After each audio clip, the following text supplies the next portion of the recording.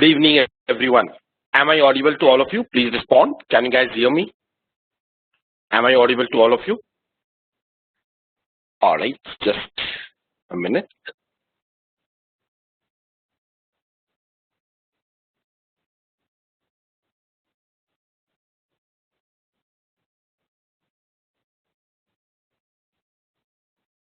Okay, now, so let's start the session. So we are going to discuss the last session for DM for this year ZAT 2018 retest. At a couple of centers, I think in 2018 at two of the centers the paper was cancelled because of some technical issues.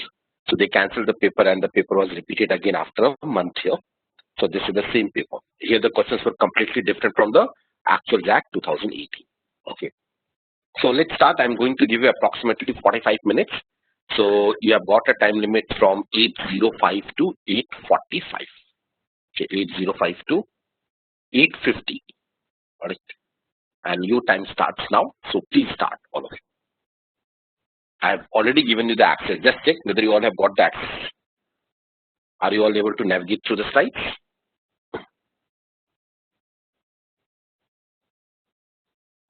Please check yes or no.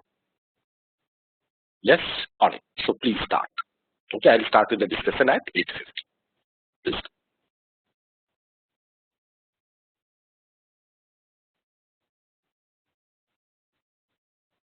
All right, so I'm going to start.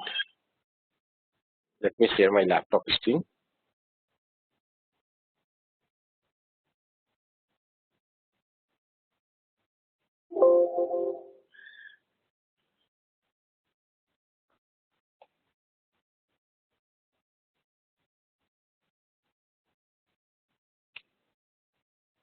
Very small set here.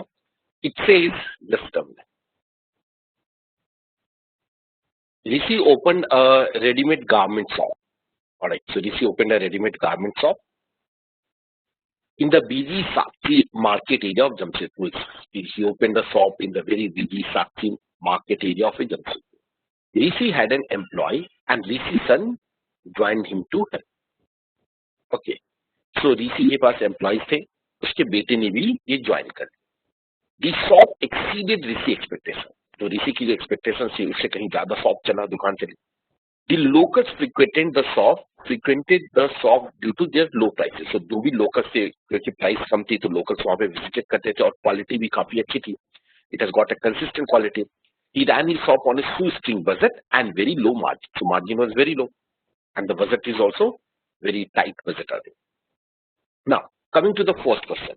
Can anyone tell me what is the answer for this question? Please tell me, all of you. Please respond. This is an easy one. Nikita is saying C. Jitendra is saying D. Anyone else? It says the weekend register higher footfall than the weekdays. So weekend पे बहुत ज़्यादा भीड़ होती है in comparison to weekdays. So Rishi felt the need for an extra employee. उसे एक extra employee चाहिए during the weekend. If he recruits any employee, अगर किसी employee को करता है तो he has to pay him or her full wages. उसको पूरा का पूरा salary देना पड़ेगा. And does not have a flexibility of hiring him or her. So किसी भी employee को केवल weekend के लिए तो hire नहीं कर सकता है. अगर वो weekend के लिए hire करता है तो उसे पूरा का पूरा पैसा ही pay करना पड़ेगा, यानी कि पूरा. However, he does not need the extra employee, but to say weekdays में वो employee की जरूरत नहीं है. So which of the following options suit his obvious? First, statement A says he can lower the price during the week, which might distribute the rest from the weekend to weekdays. ये तो नहीं है कि weekend में price कम दो, so ये तो नहीं है suggested. Second, his wife Urmila, a homemaker, can and is willing to spare time to assist during the weekend, but she dropped out after 8th standard and can manage only the vernacular. So I think it is good. ये तो अच्छा option है कि उसकी wife है जो homemaker है, ठीक है, और वो अपना टाइम दे भी सकती है. She is also willing to spare time to assist during the weekend. उसका कहना है ठीक है मैं वीकेंड पे आ जाऊंगी, ठीक है, और मैं तुम्हारा जो भी जरूरत है वहां पे जो एक्स्ट्रा एम्प्लॉय की जरूरत है, I can help you in that. She dropped out of that 8 square can manage only the vernacular. ठीक है, because it's just a shop. उसे एम्प्लॉयज हायर करना है तो हायर कर सकते, तो वो कर सकती है. इसके लिए उसके पैसा भी नहीं देना पड़ेगा ज्यादा, कुछ भी नहीं. So this seems to be fine here. Okay, His very talented sister is a music teacher who teaches for free in the weekend. So I think here who teaches for free. So इसकी जो sister है बहुत ही talented है और वो talented है, वो music teacher है, बट वो फ्री में वीकेंड्स में पढ़ाती है. तो अगर वो फ्री में वीकेंड्स में पढ़ाती है और उसको कहो कि नहीं आ जाओ, तो I think B is better than C. तो सी तो आंसर नहीं हो सकता है क्योंकि उसकी wife she is free, she is willing to spare the time. Okay, not guarantee she come. What is that not a guarantee that she can come? What do you mean by that here? नहीं, उसकी sister है, free पे है, वो अगर बोले तो आ भी सकते हैं, बट वाई टू, कि उसका जो टैलेंट है उसे क्यों वेस्ट करे उसे? वो पढ़ा रही है उस कहीं पे फ्री में, तो उसे पढ़ाने दो फिर. ठीक है ना, दैट इज नॉट नीडेड ना. अगर वो कहीं पे भी पढ़ा रही है, कुछ भी कर रही है, तो इट्स बेटर टू डू. उसकी जगह आई थिंक उर्मिला, उसकी जो वाइफ है, ठीक है, वो आना चाहती है, वो करना चाहती है, उसका फ्री टाइम निकाल के आ सकती है, तो I think that is better option because she is also willing to spare the time. So B is better in comparison with the C. His friend who lost his job for misappropriation at the previous workplace is willing to assist him during the weekends. Again, a misappropriation ना. So उसका एक friend है जो who lost his job for misappropriation. So किसी कारण से उसकी job भी चला चुकी थी. Misappropriation means what? What do you mean by the term misappropriation? Can anyone tell me? बताओ. हेरा फेरी with the money. तो हेरा फेरी विद द मनी, तो ऐसे लोगों को मैं क्यों हायर करूं वीकेंड्स पे? जरूरत क्या है? मेरे पास उससे अच्छा ऑप्शन है, मैं अपनी वाइफ को बुला लूंगा. So that option I reject option number D. Rishi should avoid hiring an extra employ. नहीं, कोई जरूरत नहीं है. So I think the best answer is nothing but option number B, and that is also the correct answer. Okay, so the correct answer for this question is option number B. This was easy. Any doubts to anyone? Please tell me. Among the given option ये सबसे best लग रहा है. उसकी sister को compromise नहीं करना पड़ेगा. ठीक है, फ्रेंड जो ऑलरेडी मनी में, पैसों में हेराफेरी कर चुका है, उसकी जरूरत नहीं है यहाँ पे. Alright, let's move to question number 2 here. What is the answer for question number 2? Please tell me, all of you. Option number A. Now, try to understand this question. Says during the month of the November, the shop made substantial profit. काफी profit हुआ. Rishi distributed an equal bonus to everyone who contributed in appropriation of their contribution. सबको equal bonus देता है. The employee hired from outside was disappointed that he was not paid more. So ये employee था, वो disappointed था. क्यों था disappointment? क्योंकि उसको he was not paid more than Rishi sir. Rishi के बेटे से ज्यादा उस पैसा उसको नहीं मिला था, इसलिए वो disappointment था. ठीक है, he was hired from the outside who according to him is an owner and was absent for a good number of days. उसका कहना है कि ऋषि को तुमने पैसा ज्यादा दिए, वो ओनर है, अब वो बहुत दिनों तक एब्सेंट था, इसके कारण उसको पैसे ज्यादा मिले. तो बेसिकली उसका ग्रज था वो किसके लिए था कि उसको पैसा नहीं मिला. यस और नो? उसको पैसे ज्यादा मिल गए, ऋषि को पैसे ज्यादा मिले, यही था ना ग्रज. ठीक है. Which of the following response of Rishi will best convince the employee. ना तुम ऋषि के पॉइंट ऑफ व्यू से छोड़ दो, तुम ये सोचो कि यू आर अ एम्प्लॉय, तुम किसी कहीं पे जॉब कर रहे हो, ठीक है ना, मालिक है, वो अपने बेटे को सैलरी ज्यादा दे देता है और तुम उसे बोलते हो कि नहीं तुमने उसको ज्यादा पैसे दिए, मेरे से ज्यादा पैसे दिए, और तुम्हें वो कन्विंस करने की कोशिश करेगा. कैसे करेगा कन्विंस? पैसे की बात है. Now tell me one. Now tell me if you guys want to change the answer, tell me the answer. What should be the answer? नहीं, सी कैसे होगा? Let's see. The employees, okay, E, okay, we'll see. It says, I am the only owner. I pay my son a salary like the other, though I meet his domestic and education expenses as an employee. It's good, ठीक है, क्योंकि मैं ही एक honour हूं, मैं अपने बेटे को सैलरी पे करता हूं और बाकी सारा खर्चा उसका दिखाता हूं. तो इससे वो कन्विंस हो जाएगा क्या? अगर मैं कहूँ कि okay I am the owner, मैं अपने बेटे को सैलरी देता हूं, तो क्या तुम इससे कन्विंस हो जाओगे कि नहीं उसको पैसा ज्यादा क्यों दिए? तो पैसे की बात हो रही है ना. ठीक है. So I don't think the answer can be option number A. Now the bonus amount may be equal, but not the effort put in. My son has a natural affinity for me and the business results in the greater efforts. तो ये तो इसमें अपने सन के बारे में बात करा कि मैं तो उसको दूंगा ही पैसे, तो it is also not going to convince. So answer can't be A and B. C says the amount shared with you employee just happened to be the double the normal salary. Seems to be somewhat better. कि जो भी मैं तुम लोगों को salary दे रहा हूँ वो बेसिकली डबल दे रहा हूँ. ठीक है. D says your November salary, क्योंकि नवंबर की बात हुई है, your November salary including the bonus is the highest for similar employment anywhere in Jamshedpur. यहां पे मैं क्या बोल रहा हूं कि तुमको जो नवंबर में जो सैलरी मिल रही है पूरे जमशेदपुर में, तुम्हारे जैसे जितने लोगों ने भी काम किया, तुम्हारे लेवल के जितने लोगों ने काम किया, उसमें तुम्हारी सबसे ज्यादा सैलरी है, ठीक है। और एक ऑप्शन सी से कि तुम्हारी जो सैलरी है जो वो क्या just happens to be double the normal salary, which is going to convince more कि पूरे जमशेदपुर में तुम्हारी जो सैलरी है, तुम लोग जो वर्कर्स है, जो वर्कर की जो सैलरी मिलती है पूरे जमशेदपुर में मेरे से ज्यादा कोई दे ही नहीं सकता है, सबसे ज्यादा मैं ही दे रहा हूं। Who is going to convince more to you guys when it comes to the money? Because उसका आर्ग्यूमेंट यही था कि he was not paid more than the Rishi son, क्योंकि ऋषि के सन से तुमने पैसा ज्यादा नहीं दिया। बट उसका कहना है अच्छा मैंने पैसे ज्यादा नहीं दिए, बट तुम सबकी सैलरी जो मिल रही है पूरे कहीं पे भी चले जाओ जमशेदपुर में, उन सबसे ज्यादा तुम्हारी सैलरी, ठीक है। And he says my son never left the shop except to apply for the leave of his college, that is irrelevant. मेरा बेटा कभी भी कॉलेज गया था बस, इसके अलावा कहीं नहीं गया, उससे मुझे क्या करना है? How am I convinced? और कि वो कॉलेज गया चाहे कहीं जाए फिर भी उसको सैलरी क्यों मिला? तो among C and D, the D seems to be the better option which can convince it. So I think, or in fact, the answer is okay, option number D. So the correct answer choice is option number D.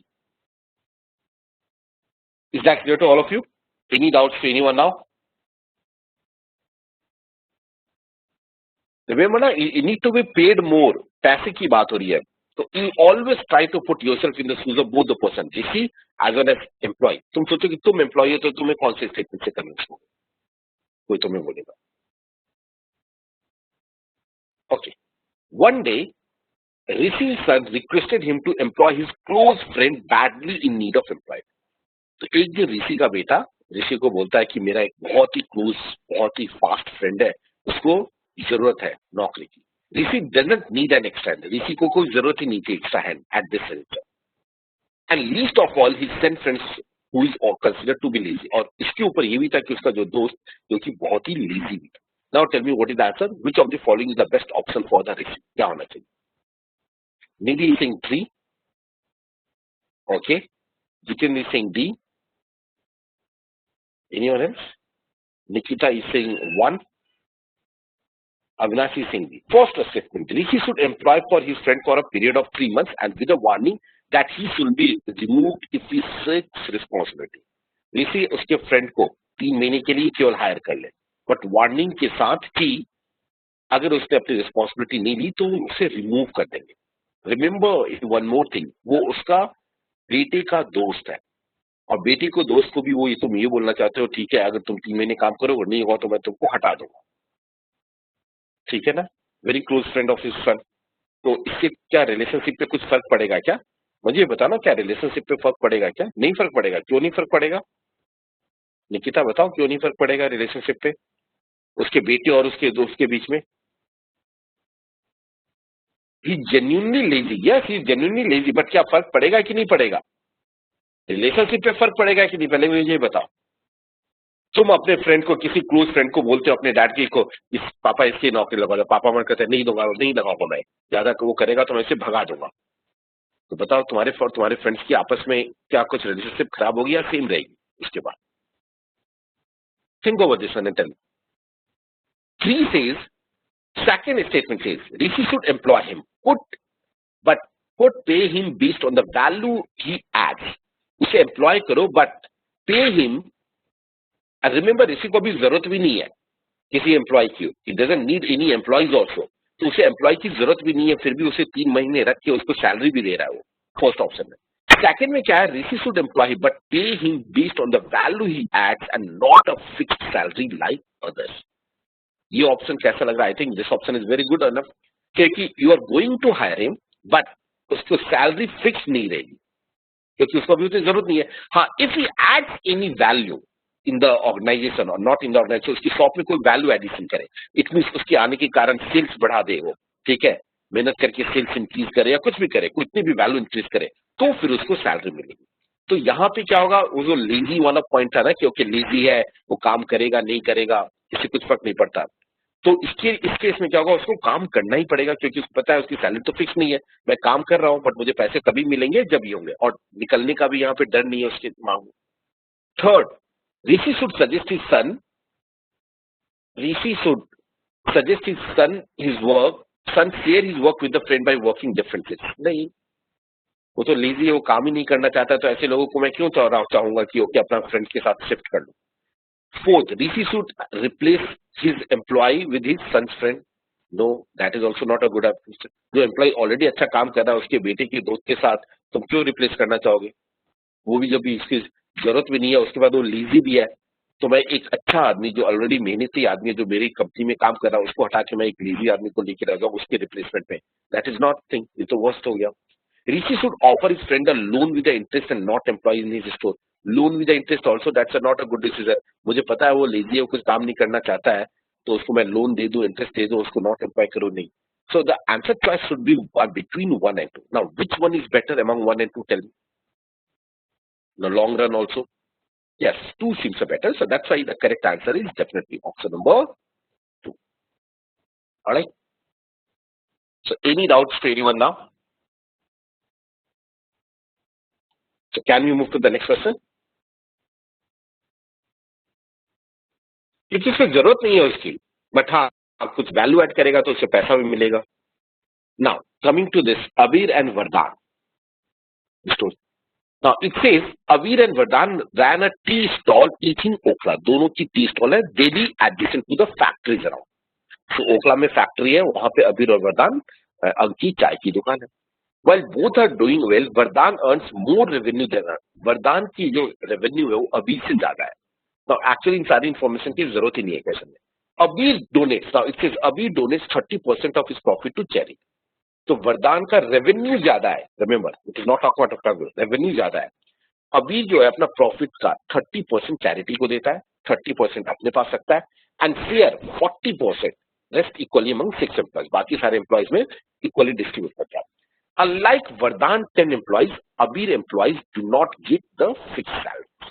ठीक है, वरदान की जो 10, वरदान के पास 10 employ है, उनकी salary fixed है, बट अबीर की एम्प्लॉय की सैलरी फिक्स नहीं है। वो क्या होती है, 40% जो भी आता है ना, ठीक है, प्रॉफिट का, वो उन 6 एम्प्लॉय के बीच में डिस्ट्रीब्यूट कर देता है। Abir premium quality tea garners him a profit of ₹6 per cup while Vardhan makes just 4. Okay.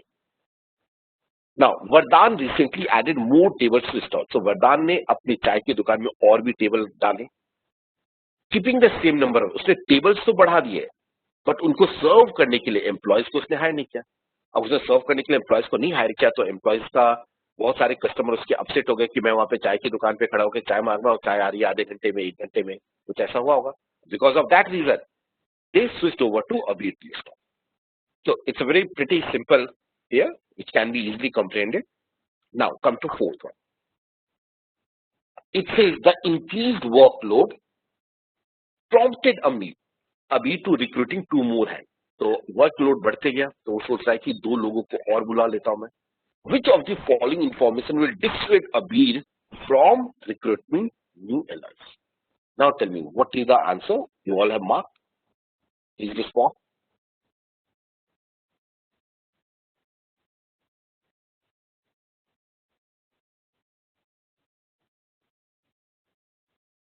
Option number E.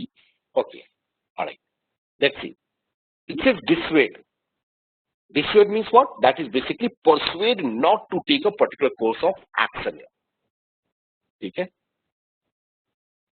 Dissuade Abir from recruiting new employees. Now, Abir does not want to change the percentage donated to charity. ठीक है? So, Abir do not want a percentage.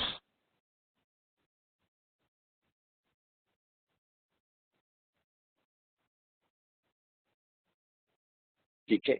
A says any new employee will need a few change of training to meet the extending standards. Okay.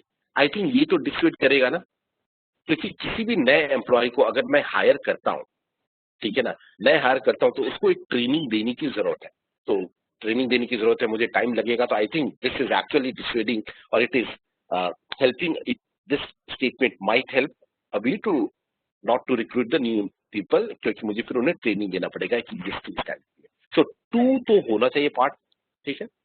A Abhi does not want to change the percentage donated to charity, so ये तो उतना नहीं करेगा। Third is Abdul a new entrant is planning to open another stall in the same locality offer and similar experience। तो अगर मुझे ये information मिलती है कि एक और नया बंदा एक और नया टी स्टॉल खुल रहा है, तो अगर नया टी स्टॉल खुल रहा है और जो सिमिलर काइंड ऑफ एक्सपीरियंस जो मेरे रेस्टोरेंट में वहां पे भी मिल रही है, तो क्या उससे तुम्हें नहीं लगता कि आई थिंक दिस स्टेटमेंट ऑल्सो, जब एक नया रेस्टोरेंट खुल ही रहा है, ठीक है, तो हो सकता है कि मेरे और भी एम्प्लॉयज वहां पे जाके और मेरी जो और कस्टमर है वो वहां पे जाएंगे। अब वहां पे जाएंगे तो इसका मतलब क्या, मुझे नए एम्प्लॉयज हायर करने की तो जरूरत नहीं है। तो I think 3 is also suggesting me not to hire the new employees. So 2 and 3 both of them are suggesting us that not to hire the employees। So the correct answer is option number E, 2 and 3 all, both of them are suggesting क्योंकि नए employees को higher करने की कोई जरूरत नहीं है अभी। Is that clear? Three three is Abdul a new entrant. So Abdul एक नया आता है, मेरा एक रेस्टोरेंट है, रेस्टोरेंट में मैं सोच रहा हूँ और लोगों को हायर करूं। क्यों हायर करूं? क्योंकि मेरे पास वर्कलोड बढ़ते जा रहा है, यानी कि और ज्यादा से ज्यादा कस्टमर आ रहा है। पर तभी मुझे पता चलता है बगल में एक और रेस्टोरेंट खुल रहा है, सेम रेस्टोरेंट, ठीक है। फॉर एग्जाम्पल मैं चाइनीज रेस्टोरेंट है मेरे पास, तो बगल में एक और चाइनीज रेस्टोरेंट खुल रहा है। अब मेरे पास बगल में चाइनीज रेस्टोरेंट खुल रहा है और सेम काइंड ऑफ एक्सपीरियंस जो जो चीज मैं सर्व करता हूँ वही चीज वहां पे भी मिल रहा है, सारे लोग वही चीज एक्सपीरियंस करेंगे। So don't you think the customer will get divided between these two restaurant? अब कस्टमर डिवाइडेड हो जाएंगे उन दो रेस्टोरेंट के बीच में, तो फिर मेरे पास वर्कलोड और पहले जैसा तो नहीं रहेगा ना, और तो कम ही हो जाएगा। अब जब कम ही हो जाएगा तो फिर मुझे रिक्रूट करने की जरूरत क्या है employee? There is no need for hiring the employee. So that's why 3 is also the answer. So that's the reason the answer is both 2 and 3. Is that clear now? Okay. Let's move to question number 4. What is the answer for question number 4? Anyone?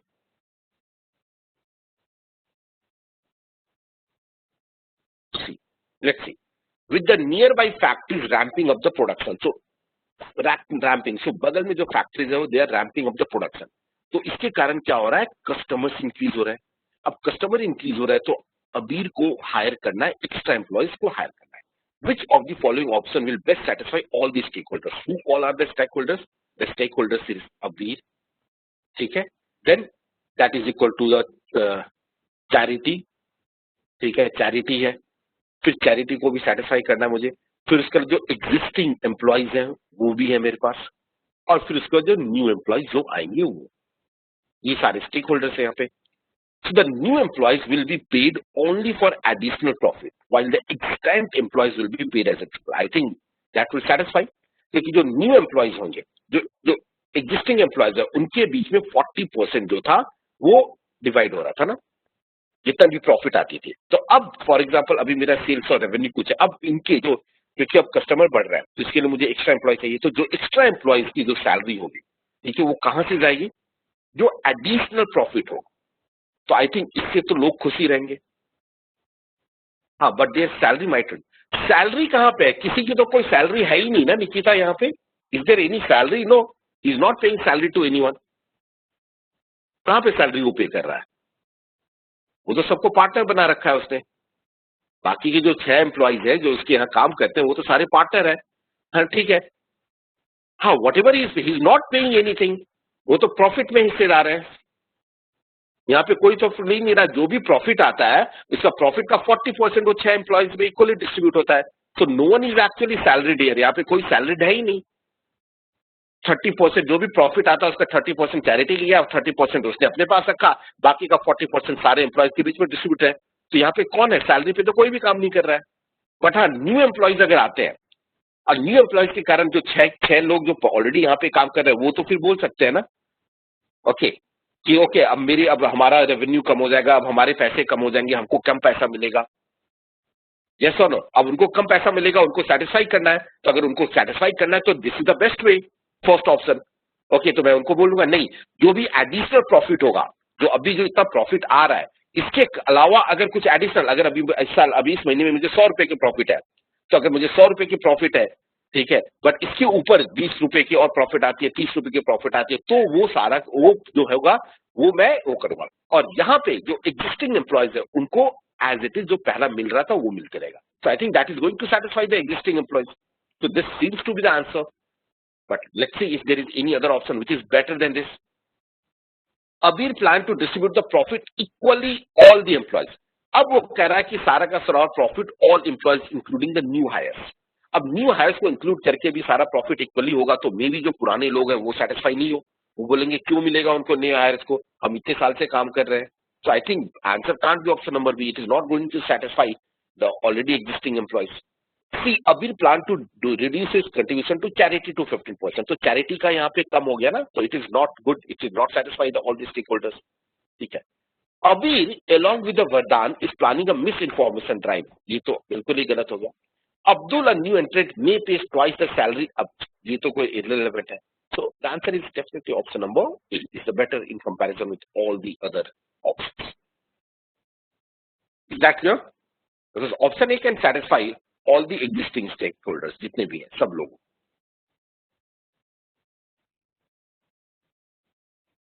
Is that clear?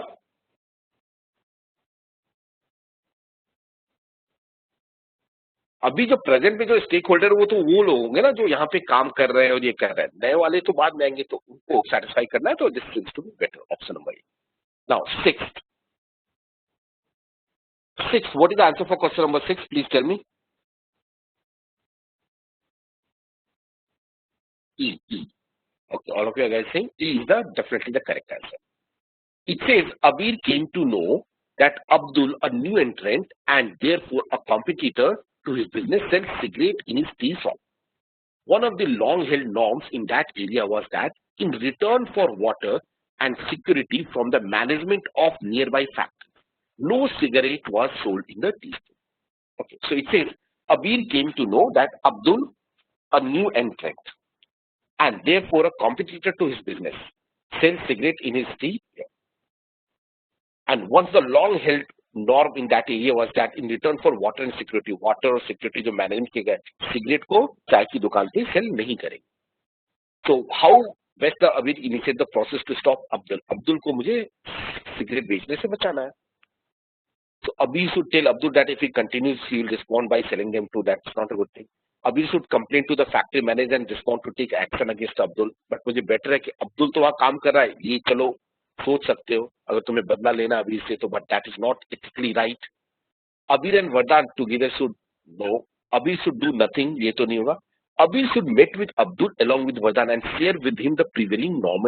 I think the first step what he can do is कि Abir Abdul से मिलके वरदान के साथ अब्दुल को जाके समझाए कि ये हमारे नॉर्म और रैशनल लोकेलिटी में जो है ये रैशनल नहीं है, ये चीज नहीं करते हैं यहाँ पे क्योंकि मैनेजमेंट का इशू.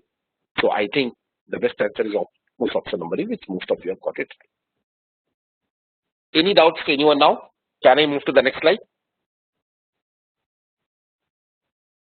ओके 7 to 8 ये तो सबसे easy sector. Bagga, a 19-year-old college student. So Bagga, a 19-year-old college student, visited a counselor after being forced to do so by his mother.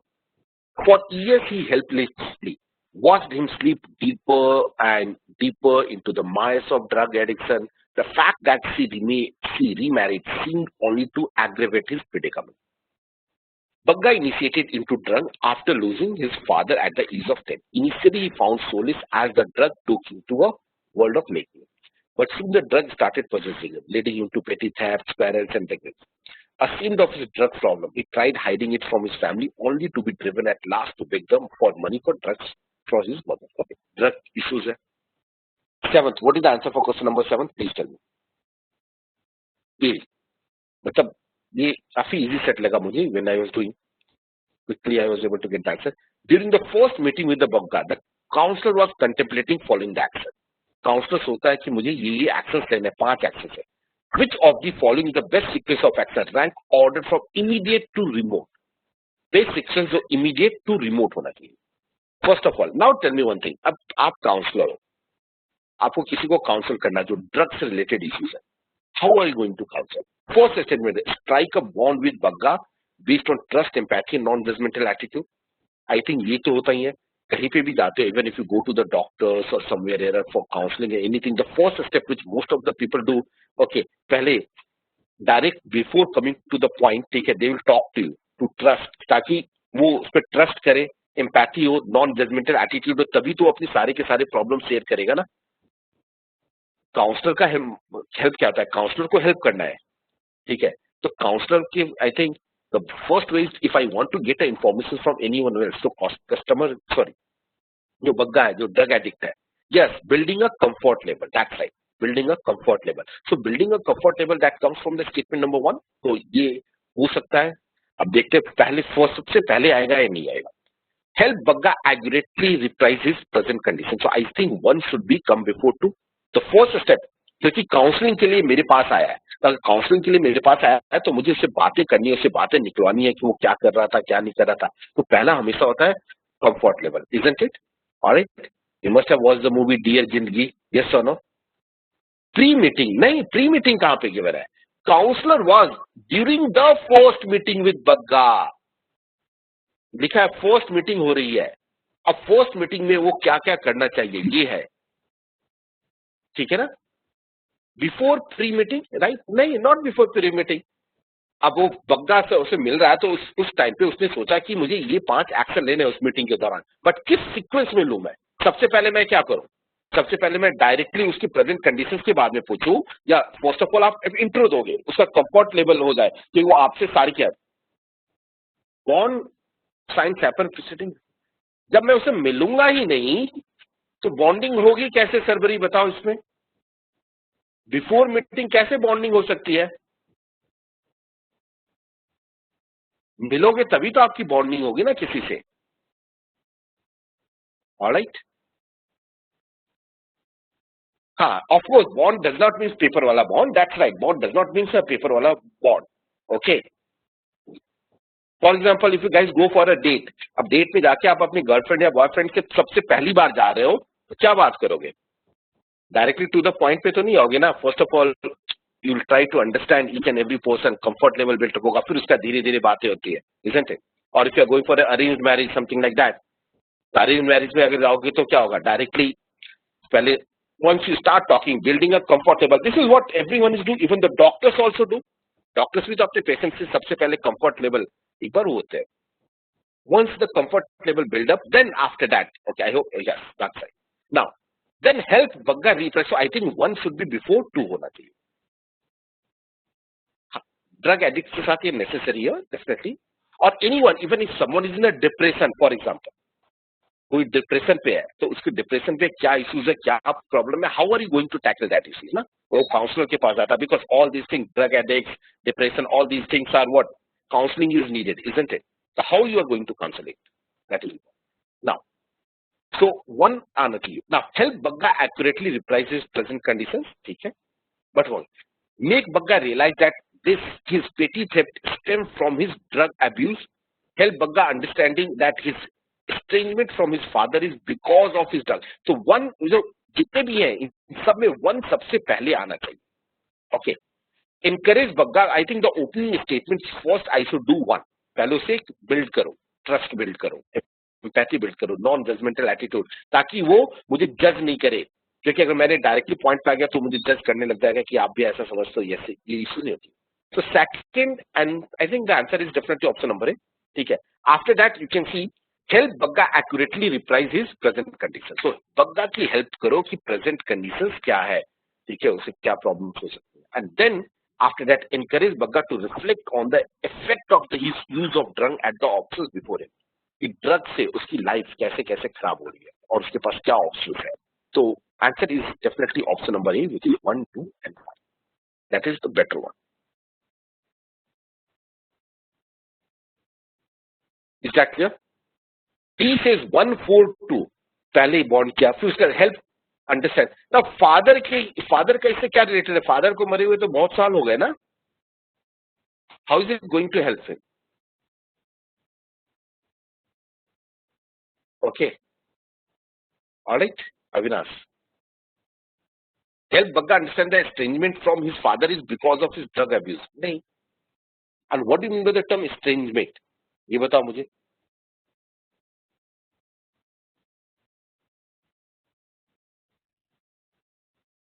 हाँ, दूरी, यस, दैट्स जो भी closeness थी because of drug abuse के कारण ये हो गया ना, नहीं इसकी कोई जरूरत नहीं है ना, ड्रग में था उसके बाद तो उसके बाद कई साल बीत चुके हैं इसके बाद। हाँ, रूट कॉज इज नहीं, that is not the root cause ये थोड़े होता है, उससे प्रॉब्लम तो ये था फॉर ईयर्स, फॉर 19 को Bagga 19 at the age of 10, 10 साल से 9 साल तक, क्या 9 साल में वो फादर की गम में ही वो ड्रग्स ले रहा था, नहीं ना, होता क्या ड्रग्स लेना स्टार्ट करते हैं, फिर उसके बाद वो धीरे धीरे धीरे धीरे एडिक्शन हो जाता है, यहाँ पे ही है, तो that is not the main issues now, the father is not the main issue now, currently the father has nothing to do with this, sir. It has become an addiction here. हाँ, अगर तुम immediate लेके जाते तो शायद हो सकता था, फादर के बनने का ड्रग लेना स्टार्ट कर दिया तो उसी वक्त अगर तुम लेके जाते तो that case you might have to. Now coming to question number 8, what is the answer for question number 8? You guys have mark, please tell me. This is also easy options. Yes, A होगा पक्का, yes that's the correct answer. It is after the initial rounds of conversation. So एक दो बार counselling हो चुकी है, 2 बार 3 बार 4 बार जितनी बार हुई, the counselor thought of the following actions to help Bagga overcome his addiction. अब वो following actions सोच रहा था कि बग्गा का जो एडिक्शन है उससे वो बाहर निकले, उसके लिए क्या करना चाहिए। Statement number 1, get a preliminary medical examination of Bagga done, give Bagga motivational speech, create a road map for improvement in consultation with the Bagga, get monitor the progress. I think सबसे पहले ये सारा काम जो करना है ना, थर्ड फोर्थ और फिफ्थ, इन सब में सबसे पहले तो 1 होना चाहिए, यस और नो, एक प्रिलिमिनरी मेडिकल एग्जामिनेशन बग्गा का करो, क्योंकि अभी कन्वर्सेशन बहुत हो गई, ठीक है, अब कन्वर्सेशन के बाद अब उसे कैसे ठीक करना है तो उसका मेडिकल एग्जामिनेशन करके एंड देन उसके बाद okay creating a road map for the improvement in consultation with Bagga, की आगे बग्गा से समझ के कि कैसे इंप्रूव कर सकते हैं, उसे कंसल्ट करके क्या क्या एक्टिविटीज करना चाहिए ताकि ये सारा चीज चले। So answer is definitely E. So this was easy option in fact. Option E, 14352. Set specific short-term goals for a change and recovery and give Bagga motivational। पहले ये बताओ ना, मोटिवेशनल स्पीच देने के बाद ये होना चाहिए, यानी कि पहले ही गोल सेट कर दो और उसके बाद मोटिवेशनल स्पीच देना चाहिए। क्या करते हैं, must have attended lots of classes, और वो अच्छे अच्छे फैकल्टी होते हैं, जो टेड एक्स टॉकर्स होते हैं या कोई भी होता है, वो पहले मोटिवेशनल स्पीच देने के बाद then you will probably set a short term goals ना। अगर पहले ही गोल सेट कर दोगे, मोटिवेशन दोगे नहीं, तो short term when you started setting a goal, what is going to happen, क्योंकि पहले मैं गोल बता दूंगा पहले तुम्हें ये करना है, तुम्हें ये करना है, बट उस गोल के पीछे एक मोटिवेशन भी होना चाहिए ना। For example today you are doing the MBA, what is the motivation of doing the MBA? आज जो कैट की प्रिपरेशन कर रहे हो, जैट की एग्जाम दे रहे हो, वो क्यों है, क्योंकि मुझे एमबीए करना है, तो वहां से एक मोटिवेशन है, that's why we are writing all these things, ठीक है ना। For example when you started preparing for the CAT और जैट फॉर एनी एग्जाम्स, तो कैसे हुआ कि पहले एक था कि मुझे एमबीए करना है, अब एमबीए को करने के लिए मुझे क्या करना है, ओके कोचिंग करनी है, क्या क्या कोचिंग करनी है, तो कोचिंग करने के बाद अब मुझे क्या करना है, पहले रोड मैप बनाऊंगा ना मैं, I need to create a road map, okay coaching यहां से लूंगा, फिर ये करूंगा, फिर उसका उस कोचिंग में मुझे क्वांट का सब्जेक्ट पहले फिनिश करना है, इतने टाइम में ये फिनिश करना है ना, then after that there will be specific coaching. So first you need to create a road map for improvement and then only you go for this one. तो fourth in any case ये सबसे पहले तो आ ही नहीं सकता, 3 से पहले या 2 से पहले। Is that clear? Any doubts to anyone now? So that's the reason कि 4, ये जो statement 4 number 4 it can come before 3 or 2.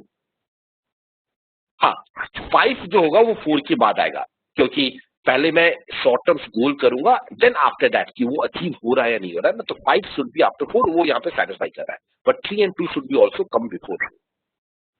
Alright, that's the reason the answer can't be option. So can we move to the next slide? Okay, 9th and 10th again 2 questions here. How much I miss these hills, Sai, Bhaskar Lepcha. Back in his village in Sikkim, the mountains with its tall pine trees and perennial streams made him yearn of settling and starting a business here. Okay, business करना चाहते हैं। People of the valley are simple and uncomplicated. So people of the valley are simple and uncomplicated. Unfortunately, unemployment was on the rise. Unfortunately, unemployment was on the rise. Though most people were educated up to 10th standard. So they were up to 10th standard and proficient in the local language. Local language 10th standard में से local language में बहुत ही proficient है. In the last decade, due to globalization, some industrial development has led to an increase in the inflow of both domestic and foreign tourists. So tourists काफी आ रहे थे, domestic as well as foreign tourists. सब लोग थे, because inflow. Okay, now unemployment ज्यादा थी. The first one it says with 20 years of international experience in manufacturing, logistics, tourism, IT का है, banking का है, Bhaskar intend to set up a successful business in Sikkim to help create employment for the locals while minimally interfering with the natural balance. So nature balance में minimal interfering होना चाहिए. अब nature का balance में minimum interference होना चाहिए. So कौन सी company से launch करनी चाहिए? Tell me what is the answer, all of you? That's right. The answer is definitely microfinance company. Microfinance company में तो if I am launching the microfinance company, इसमें तो नेचर का बैलेंस बिल्कुल भी नहीं होगा, ठीक है ना? इसमें तो कोई इंटरफेरेंस होगा ही नहीं, बाकी सब में नेचर पे इफेक्ट पड़ेगा. सो the answer is definitely option number. Any doubts for anyone? So this was easy. Question number 9. Mineral mining, cement, paper, fruit Canning plant, ये सारे प्लांट लगाने में नेचर में तो कुछ कॉम्प्रोमाइज करना ही पड़ेगा ना, बट बाकी किसी में नहीं. फाइनेंस में तो कुछ करने की जरूरत नहीं है. Okay, can I move to the next question? So this was easy question. 10th. After a lot of thinking, Bhaskar set up retreat center. So Bhaskar set up retreat center catering to international business. So catering to the international. The center had many departments: housekeeping, food and beverages. अब center में department थे क्या थे? Housekeeping, food and beverages, accounts था, admin था, legal है, regulations है, marketing है, liaison है, with the local officials, travel है, and front desk, etc. Which of the departments should employ the highest proportion of local?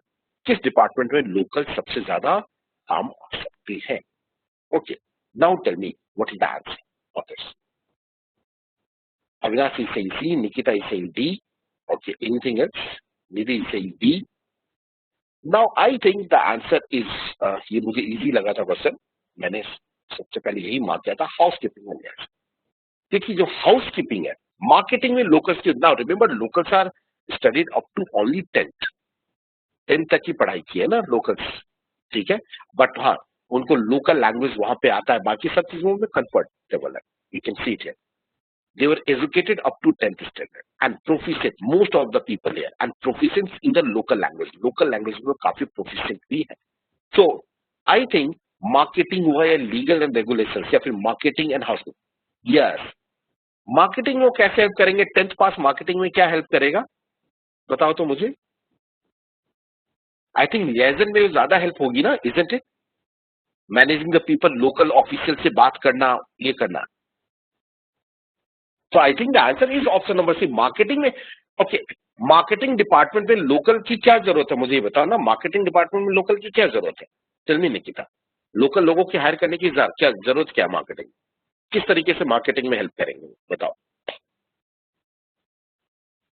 I think लियाजन में help ज्यादा हो सकेगी because with the local officers से जो इंटरैक्ट करना है वहां के जो लोकल ऑफिसर से इंटरैक्ट करना है, उनकी ग्रुप में इंटरैक्ट करना है, उसमें उनकी लोकल्स लोग ज्यादा हेल्प कर सकते हैं. हाउसकीपिंग में तो definitely will be needing local peoples, isn't it? वहां पे उनको जॉब मिल जाएगी, 10th पास है, सबको हाउसकीपिंग में वी कैन इजिली एम्प्लॉय. तो the answer should be housekeeping and liaison. In marketing how are they कर प्लेसेस, उस प्लेसेस में वो क्या करेंगे? What can they explore about the places? Tell me ना. आई थिंक द लोकल, अब आप ये बताओ, कहीं भी कुछ भी जाते हो, कहीं भी किसी भी प्लेस पे विजिट करते हो, तो वहां पे अगर लोकल लोगों से, जो लियाजन, जो ऑफिसर्स है, उनसे अगर मुझे बातें करनी है, उनसे कुछ काम निकालना है या कुछ भी कराना है, उसमें कौन ज्यादा हेल्प करेगा? डोंट यू थिंक कि यहाँ पे उनका रोल ज्यादा इंपॉर्टेंट होगा, लोकल लोग? क्योंकि लोकल लोग से सब में जान पहचान होगी, छोटा सा शहर है, they know, everyone knows each and everyone. So वहां के जितने भी लोकल ऑफिसर्स है, वहां से लोकल लैंग्वेज में बात करना, उनसे काम कराना, तो I think that is what they needed. Marketing में इनकी क्या जरूरत है? मार्केटिंग तो ऐसी हो जाएगी.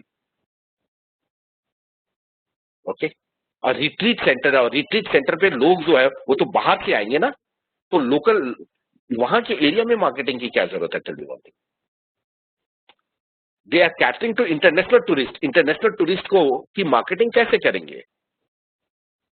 मार्केटिंग का मतलब क्या है कि वहां पे फुटफॉल बढ़े ना। अब फुटफॉल बढ़ाने के लिए लोकल लोग कैसे हेल्प कर सकते हैं? ये तो सारे इंटरनेशनल टूरिस्ट होते हैं। अब it means you want to send all this people to international में, वहां पे जाके वो मार्केट करे ना, so that is not possible. वो तो बिल्कुल नहीं हेल्प नहीं कर सकते। So the answer is option number C. Clear to all of you now? Any doubts to anyone? Okay,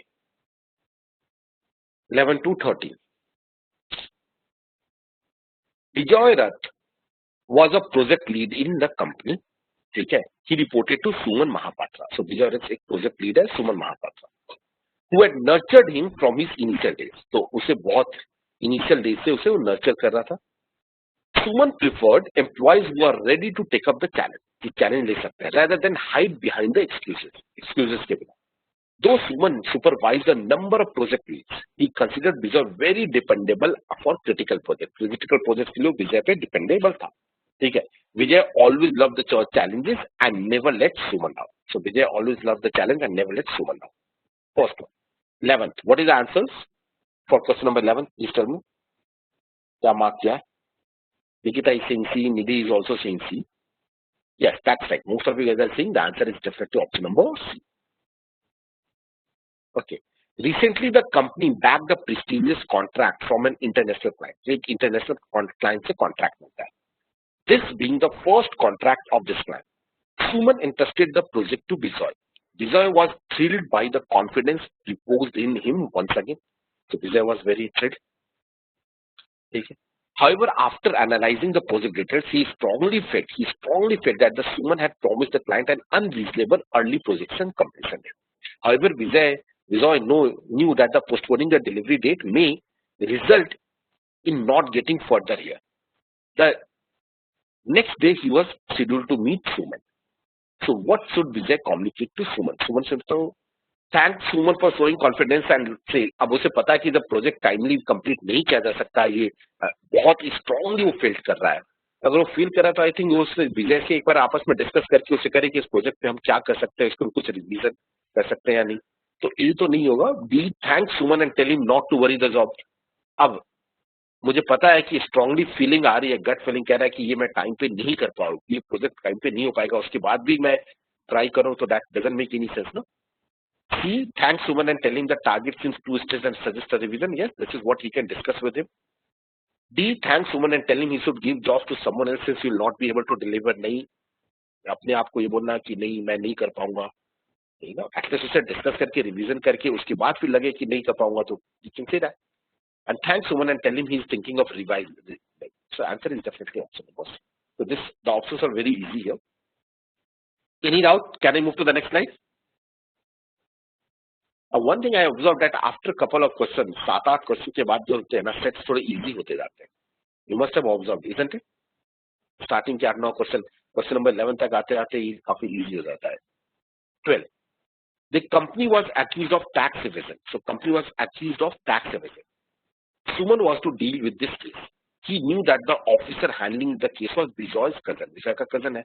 Driving this officer, according to Suman, seemed the best way to solve the case. ठीक है. सुमन को लगता है कि officer को and wanted Vijay to take this forward, और officer Vijay का cousin था. Vijay know that this was unethical. Vijay को पता अनएथिकल है. His promotion was around the corner. So what should Vijay do? Tell me what is the answer for this question number 12. क्या वहां क्या है?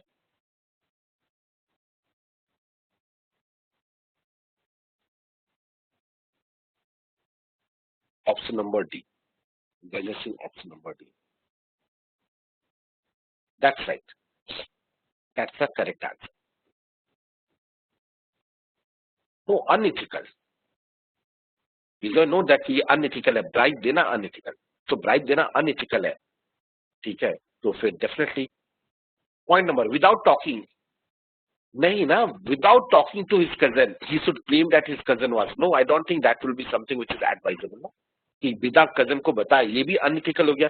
He should claim that his cousin was aghast at the suggestion of the bribe. क्यों जरूरत है? मान लो कि उसके सजेशन पे गया, मान लो निकिता, फिर उसके बाद वो उसने बोला कि ओके ये इससे नहीं दे रहा, उसने किसी और से ट्राई करवाया, कहीं से उसे बाद में पता चला उसके बॉस को, तो फिर it will not create a good relationship among between these two. So the best option is definitely tells Suman that he's not comfortable with the proposal. He's not very much comfortable by for giving the price and this. बाकी सारे option इसके सामने बताए. Any doubts for anyone? चले आगे. So this was easy. 12, 13. What is the answer for 13?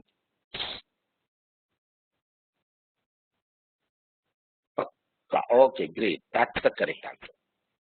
Bijoy wanted some improvement at his workplace. He sent a proposal to the top management for the approval.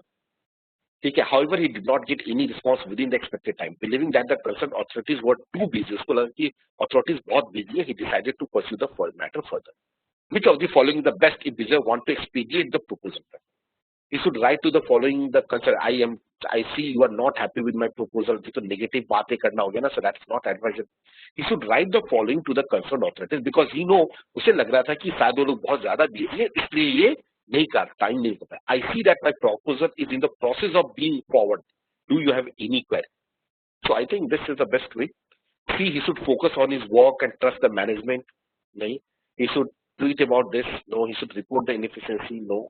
The answer is option number B. मुझे अपना काम निकलवाना है, उस अपने company में वो busy है उसके कारण नहीं कर पा रहे हैं, ऐसा मैंने सोचा. तो I think best way is nothing but to write again a mail. यही करते हैं ना. I think you guys also do. अगर किसी एक मेल से रिस्पॉन्स नहीं हुआ तो डायरेक्टली उसको क्या करते हो, फिर दोबारा मेल भेजते हो. Can I move to the next question? So this set was easy. 11, 12, 13. All the three questions were easy. Most of you have got it right also. 14 to 16. Ravi attended school with good friends Gautam and Vijay. So Ravi and Gautam and Vijay, these are three friends.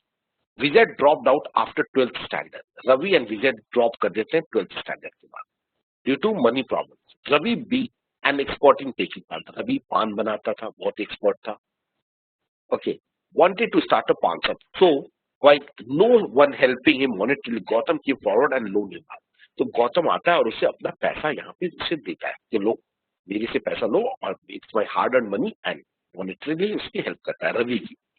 The shop drew huge crowds opening to Ravi creative parts such as the exam part, sought after by students on exam day. Ravi employed Vijay to help him in the time in the day to day. फिर रवि क्या करता है, विजय की help लेता है day to day shop की running. So Ravi takes the help of the Vijay also. Now 14 to 16. Let's say question number 14. While Ravi ran the shop, Gautam went on a year-long backpacking trip, and at the end of the year, Gautam returned as the annual accounts were being closed. The shop has made a tidy profit after paying off the interest. तो उसको जितना interest pay करना था वो उतना interest Gautam को pay करता है एक साल का. ठीक है. None of the three accepted any payment in the first year. किसी ने भी payment नहीं लिया. ठीक है. जब इसको interest था profit लेने के लिए. Which of the option below is the fairest way to distribute the profit? Now tell me, Ravi है, गौतम है, विजय है. गौतम ने पैसा लगाया था, ही इज अ इन्वेस्टर. ठीक है. ये रवि का आइडिया था. ठीक है. इसको स्टार्ट करते हैं. इसने पैसा लगाया. ठीक है.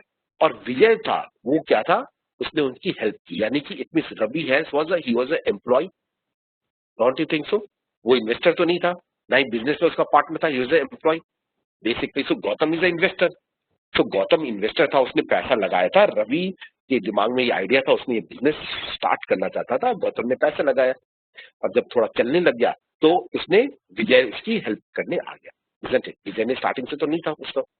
सो tell me what is the answer for this question number 14. क्या होना चाहिए? Yes, the answer is definitely option number D. Gautam is paid 1/10 of the profit. Why? Because he invested the money. He is a silent investor. While Ravi is paid the remaining after subtracting Vijay's salary equivalent to market rate. विजय को salary देके जो भी बचता है वो पैसा फिर रवि को रखना चाहिए, जो भी सैलरी थी. So that is the best way to distribute the money here. The answer should be option number D. Any other option? Avinashi Singh D. Gautam is given the right to decide the mode of distributing. नहीं ना, गौतम को क्यों होना चाहिए? गौतम ने तो केवल पैसे लगा के बस और फिर अपना एक साल तक बैक पैकिंग पे चला गया इसमें. ठीक है. तो जो स्टार्ट करेगा बिजनेस उसी का होना चाहिए ना. गौतम इन्वेस्टर था तो या तो उसे स्टार्टिंग में डिसाइड 1/10 कुछ भी होगा, कुछ अमाउंट तो उसको मिलना चाहिए था ना, because he is investor. So it's not necessary. It can be 1/10, it can be 2/5, कुछ भी हो. यहाँ पे एक वैल्यू गिवन है 1/10, so that's why you'll pay him 1/10 of the profit. ठीक है. और बाकी उसको इंटरेस्ट भी तो पे कर ही रहा है ना अविनाश, isn't it? उसने उसे अपना इंटरेस्ट भी तो पे किया, जो भी पैसा उसने इन्वेस्ट किया है. It's not like this one कि उसका सारा पैसा ले. So he's also paying the interest. Equally तो डिस्ट्रीब्यूट नहीं होना चाहिए. गौतम को पूरा प्रॉफिट नहीं मिलना चाहिए, बिजनेस तो ये चला रहा है. So I think the answer is option number D seems to be better. 15th. It has been 5 years since the shop began.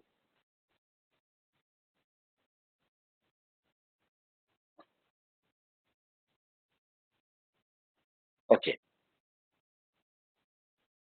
It has been 5 years here. Ravi and Vijay. नहीं दे सकते, क्यों नहीं. Investors को पैसा मिलता है ना. If someone has invested money, तो यहाँ पे अब उससे अच्छा कोई ऑप्शन भी तो नहीं है ना. इससे अच्छा कोई ऑप्शन भी तो नहीं है. Alright? Now, it has been 5 years since the shop began. 5 साल हो गए. And the loan has been paid off. सारा का सारा लोन उसने वापस किया. Ravi and Vijay are now partners with equal investment. अब रवि और विजय दोनों पार्टनर है, दोनों का इक्वल इन्वेस्टमेंट है. सो दोनों ने अब पैसा पूरा इक्वली इन्वेस्ट कर दिया. Vijay has also learn the art of paan making. Vijay ने भी पान बनाना सीख लिया. He substitute for the Ravi during the day. So दिन में रवि वहां पे रहता है, विजय रहता है, और रवि रात शाम को 6 बजे आता है. Presently Ravi discovered that the Vijay discounted his पान बाई 30%. तो रवि ने डिस्कवर किया कि विजय का जब टाइम होता है सुबह में, आफ्टरनून में, तो वो सबको 30% का डिस्काउंट देता है. तो इसके कारण रवि के कस्टमर अब रिक्वेस्ट करते हैं कि he too should give the discount. Now tell me what is the answer. Anyone who can tell me the answers now. Option number E.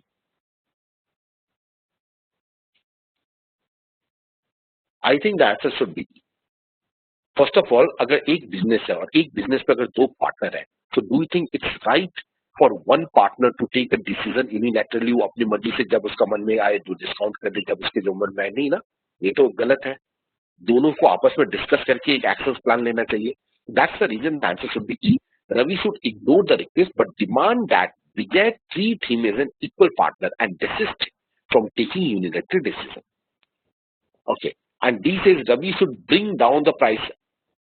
Vijay has discounted to avoid any confusion to the customers. नहीं, E is better ना. First of all, जो भी Ravi decision ले रहा है वो अपने आप ले रहा है. तो पहले रवि को वही बताया तो नहीं, हम इक्वल पार्टनर है, तो हमें आपस में मिलकर डिसीजन लेना चाहिए. और उसके बाद फिर after that you can decide. Okay, फिर दोनों को लगे कि नहीं पैसा कम करना है, डिस्काउंट देना है, तो फिर दोनों मिलकर दे डिस्काउंट, अदरवाइज नहीं दे. So the answer should be option number in a business. In a business, you can't take any decision unilaterally. Okay? Is that clear now, Jitendra? And all of you? 16th. What is the answer for question number 16th?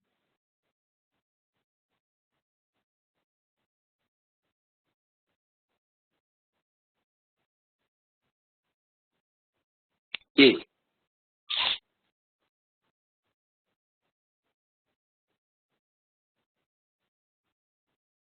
Okay. 8 years have rolled on. Ravi is left alone. His friend Vijay is having left him to start. So Ravi और विजय अब दोनों partner नहीं है. रवि अकेले काम करता है, विजय अलग काम करता है, दोनों के अलग अलग शॉप है पास में. What hurt Ravi the most was that Vijay had given the same name to his पान also. यानी कि रवि ने अपने पान का एक स्पेशल नाम दिया था, एग्जाम पान, तो विजय ने भी वही नाम दे दिया सारे पान का. सेलिंग एग्जाम पान, रोमांस पान, समथिंग. ये बिजनेस में होता है, एक पार्टनर छोड़ के जाता है, फिर जो चीज पहले कर रहा था वही सेम चीज बेचने लगता है. ठीक है ना. So what should Ravi, Ravi को क्या करना चाहिए? Okay, he should introduce more paan with the exotic names to compete with the Vijay. Introduce more paan, but वो तो इसका वो था ना कि जो पहले बना रहा था वो काफी अच्छा था. He should remove the name. Okay, अब more पान with the exotic name. He should introduce अब पान में वेराइटी, बट इसका जो पान जो सेल हो रहा था पहले, अब उसके अलावा मैं नए नए पान और बेचना स्टार्ट कर दो ना, ये थोड़ा क्या लगता है बिजनेस पे कुछ फर्क पड़ेगा? जो मेरी जो एग्जिस्टिंग पान है जिसके कारण मैं फेमस हुआ था, एग्जाम पान, रोमांस पान, वो सारे थे, मैंने बनाया था. विजय मुझसे सीख के जाके यही सारे पान बेच रहा है, तो इसका मतलब ये हुआ कि मैं अब दूसरा पान की वेराइटी नाम चेंज कर दो और ये कर दो ना. So that is not going to help me. अब वो कस्टमर्स लाइक करेंगे नहीं कुछ अलग तरह के पान. He should remove the name of all those parts that BJ uses. नहीं, ये भी नहीं हो सकता. C. He should focus on improving the quality of the pan served and go on as before. I think ये हो सकता है. तो एक differentiating factor क्या हो जाएगा? एग्जाम पान यहाँ भी बिक रहा है, एग्जाम पान यहाँ पे हो रहा है, बट इसकी क्वालिटी उससे ज्यादा अच्छी है. So that can be a differentiating factor ना. So this seems to be somewhat better. Okay, he should met with Vijay and persuade him to come back his shop. ये तो नहीं होगा. अगर वापस ही आना है तो पहले से ही वो कर लेता. ही शुड स्टार्ट डिस्ट्रीब्यूटिंग पांच फ्रॉक से. ये नहीं. वो तो answer is definitely option number C. He should try to focus on improving the quality. Yes, that's right. Just below Odeon, isn't it Nikita? Odeon के नीचे. I have been to there. कई बार गया हूँ वहाँ पे. So can we move to the next question now?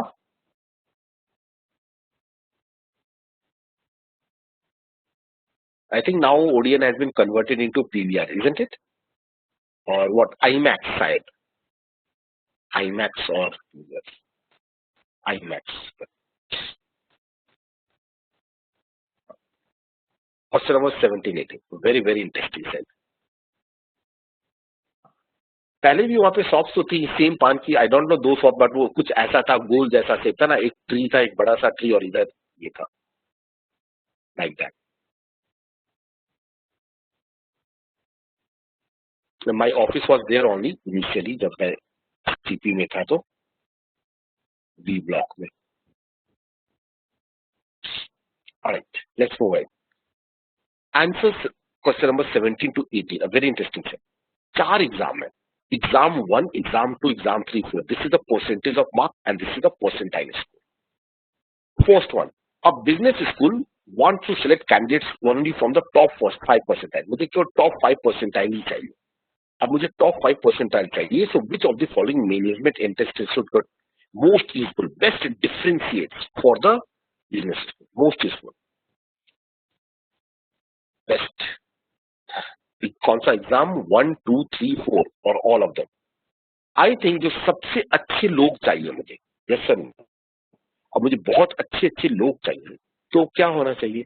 I think मुझे top 85, तो यानी कि 100 से लेके ये 100 का ग्राफ है और ये 85 का ग्राफ है, 95 का ग्राफ है. Yes sir no. और ये ग्राफ लो. तो आई थिंक 100 to 95 में ये जो एग्जाम 1 है ये हमेशा ऊपर है. यानी कि बहुत सारे स्टूडेंट के जो है जिनके परसेंटेज स्कोर भी बिटवीन 70 to 80 और उनके परसेंटाइल्स भी अच्छे हैं. तो यहाँ पे जो मेरा कंपटीशन होगा, जो स्टूडेंट्स का जो कंपटीशन होगा उसकी क्वालिटी अच्छी होगी ना. Because there are lot of students. Because ये ग्राफ कुछ ऐसा ही है. Exam 1 line is like this one. So maximum student, अब 2 एग्जाम है, that is the exam 1 and this is the exam 2. ये एग्जाम 2, ठीक है. So in both exam 1 and exam 2 यहाँ पे जो है मेरे पास there are lot of students. Again if I remove this you can see है there are lot of students who are following in the top year. So here the competition is very high. और मुझे अगर अच्छे बच्चे चाहिए तो of course मैं चाहूंगा ना कि मेरे पास कंपटीशन अच्छा हो. अच्छे बच्चे अगर चाहिए तो I think the answer will I go with the exam 1. Because exam 1 का जो ग्राफ है वो एग्जाम 2 के ऊपर है और बहुत ज्यादा ऊपर में consist. So I need a good quality of people. So good quality of people I get it from here. जिनमें आपस में competition. So exam 1 which option is there? That is option number B. Okay, exam 4 में तो कोई competition ही नहीं है. एक straight line चलती जा रही है ना. कैसे नहीं करूंगा? उसके बाद जीडी लूंगा, पीआई लूंगा, फिर उसके बाद रिटन एग्जाम में है, ठीक है ना, बहुत सारे होंगे इंटरव्यू के बाद. तो एग्जाम 1 में I am getting a good quality of the people. There are lot of people here. Okay, Avinash. So that's why the answer is 1. It says I need to select a candidate from the top percentile people. Which of the following management entrance test would be most useful? ठीक है, मुझे सबसे ज्यादा useful होगा. Best differentiates for the B school. तो मुझे most useful, मुझे exam में किस एग्जाम में कौन सा एग्जाम है जो सबसे ज्यादा यूजफुल होगा, ठीक है, for the B school. So in that case I am getting lot of people with this one. अब इस एग्जाम में यहाँ पे देखो जो परफॉर्मेंस है.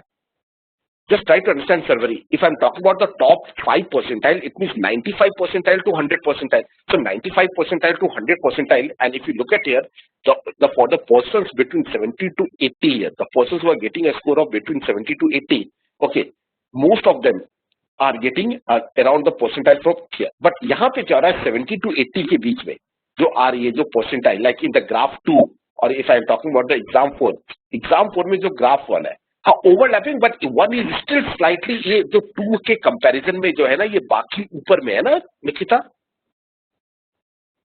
तो इसलिए वो ज्यादा बेटर है। और यहां पे भी देखोगे कि ये स्लाइटली इसके ऊपर ही है एग्जाम 1, हल्का सा seem to be overlapping like this. So that's why I'll go for the exam 1.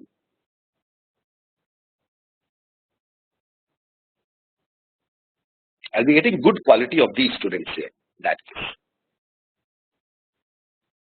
And then it says 18th, all European management entrance examinations critically about the quality of all the 4 entrance exams. The body wanted to written examination that can easily differentiate candidates across the spectrum. So which of the 2 examinations most likely to be discontinued? The same reason, the answer is nothing but option number C, 1 and 2. देखिए वो top में आएंगे, वहां पे मुझे quality अच्छी मिलेगी ना, सो दैट्स वाई ये दोनों डिसकंटिन्यू करने की चांसेस कम है, बाकी डिसकंटिन्यू कर सकते हैं। सो exam 1 and 2 has got a most likely to be discontinued. Is that clear? Can we move to the next question? So last set it was pure mathematical. It says the voters of a country, okay, the voters of a country are classified across 2 dimensions. Okay, so they are classified according to 2 dimensions.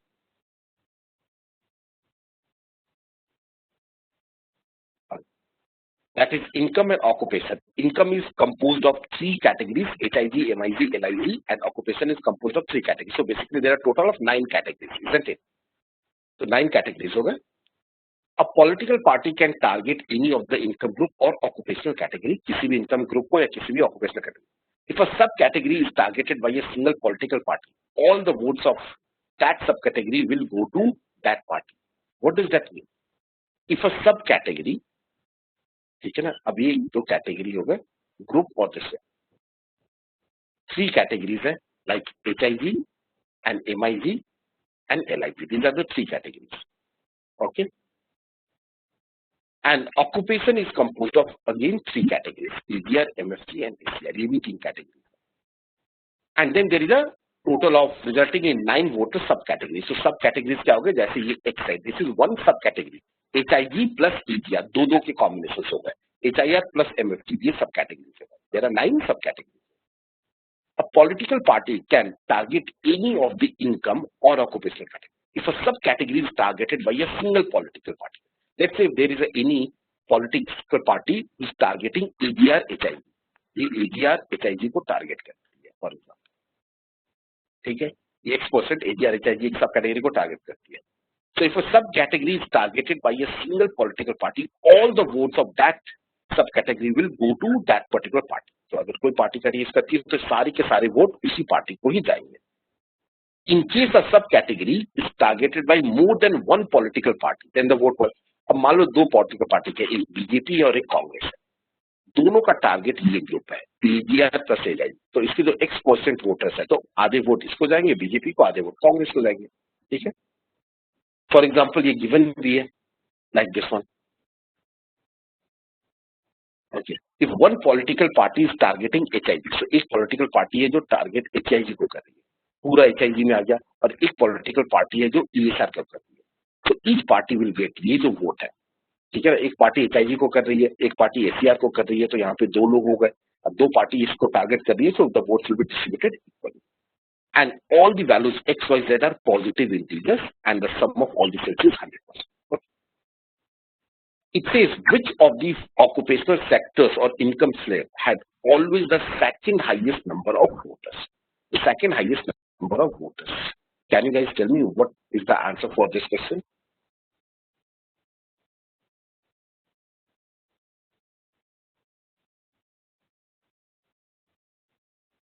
Option number D, MIG.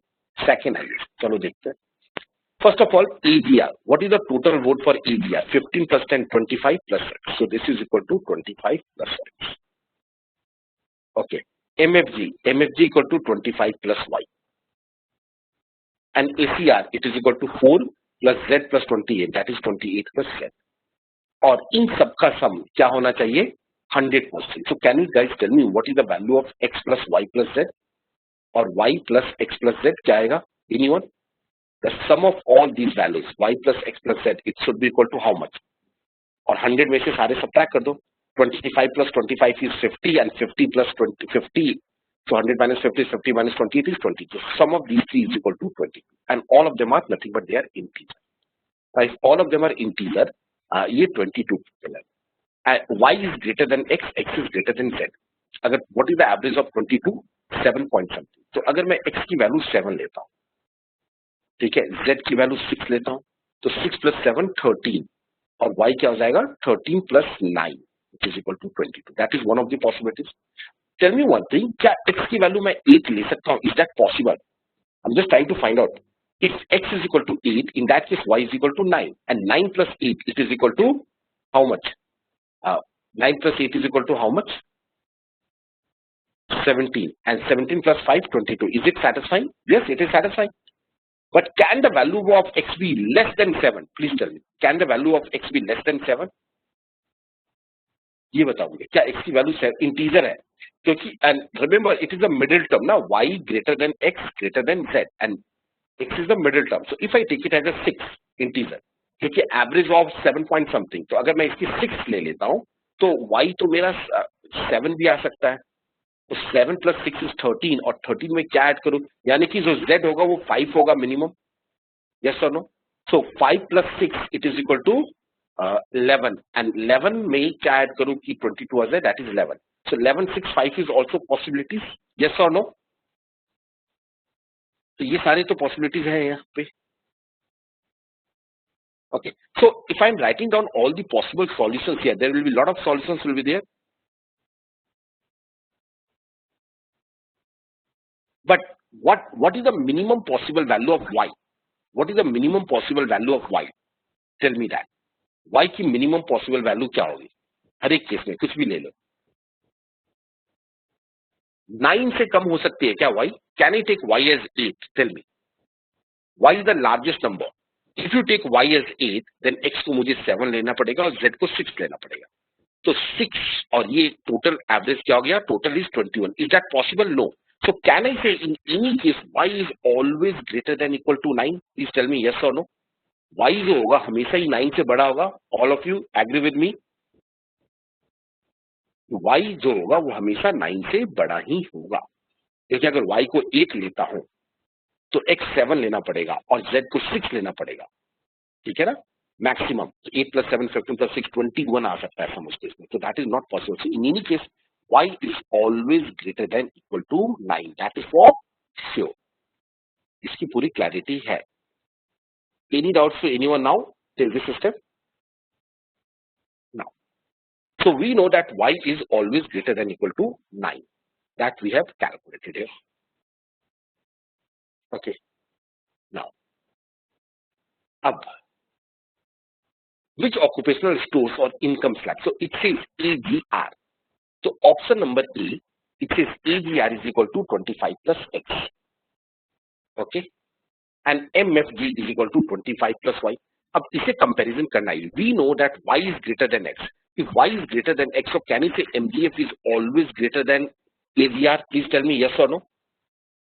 In any case, what all options you guys have marked? Tell me. हाँ, मैं बोला था कि ये 25 plus X Y होगा.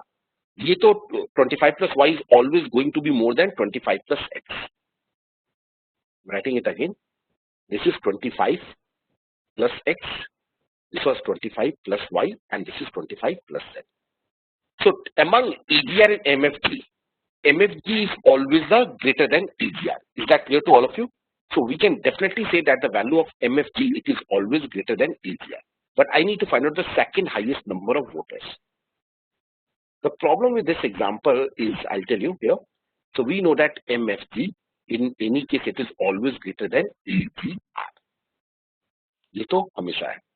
But MFG से भी बड़ा कुछ हो सकता है क्या? What about the SER? Okay, SER is equal to 28 plus 10. Yes, I'm writing it here. Red color में visible नहीं था तो इसलिए मैंने मैंने चेंज कर दिया इसका 28 plus z. Okay. So now I need to compare here 21 plus z and 25 plus y. Which one is greater? Please tell me. 25 plus y. Okay. And 28 plus z. ये दोनों को कंपेयर करना है among MFG and SCR also. Now remember guys, SCR is not the option. ठीक है, but I need to compare which of the occupational sectors or income slab. So ये 6 possibilities है, ठीक है ना. क्यों कर रहा है ये? I'll tell you the reason. SCR option में नहीं है, फिर भी क्यों कर रहा? हो सकता है SCR का MFG से ज्यादा. अगर SCR का MFG से ज्यादा है, so in that case MFG will be the second one. So it's not necessary that only compare these 4. So मुझे AGR, MFG, SCR पहले इन तीनों को कंपेयर करता हूँ, फिर HIG, LIG, MIG इनको भी कंपेयर करना है. देखिए 6. The question is talking about occupational sectors or income slabs. It is not talking about the subcategory. So I do not need to concentrate on those subcategories at all. So now, among 25 plus y, now y is always greater than 9. So can I say this 25 plus y, it is always greater than equal to 34. ये तो हमेशा 34 से बड़ा ही होगा, minimum. Okay. It is always greater than. Now, अब 28 plus z. अगर मैं y की वैल्यू 9 भी ले रहा हूं मिनिमम, तो SCR और z की मुझे क्या आ सकती है? What is the maximum possible value of z? Tell me. For अगर मुझे z को मैक्सिमाइज करना है, so in that case I'll try कि y and x मिनिमम हो, तो y की मैंने 9 ले लिया, मिनिमम 9 होगी. अब 22 minus 9, what is 22 minus 9? Is it 13? Yes, 13. तो 13 अगर ले रहा हूं तो यहाँ पे मेरे पास क्या हो सकता है? z की मिनिमम पॉसिबल वैल्यू 6 होगी और ये क्या होगा? 7. Is that a solution? 9 plus 7 is 15. 15 plus 6 is equal to, okay, नहीं, फिर ये 7 लेना पड़ेगा. Is that possible? 9 plus 7 plus 7. Now 7 नहीं, 14 plus 9, that ये नहीं हो सकता ना मैं. ठीक है, तो आई थिंक x को अगर मैं 8 लेता हूं तो ये क्या हो जाएगा? 9, 8, 7. यस, 7 तो 24 हो गया ना Nikita. Remember 22 minus 9. What is 22 minus 9? That is equal to 13. Isn't it? तो अगर 13 लेना तो ये मैं 7 और 6 ले सकता हूं कि नहीं ले सकता?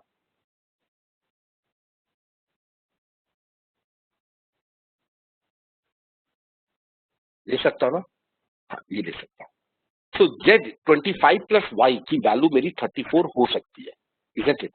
और ACR की जो वैल्यू है ये भी 34 हो सकता है ना इस केस में? Please tell me yes or no.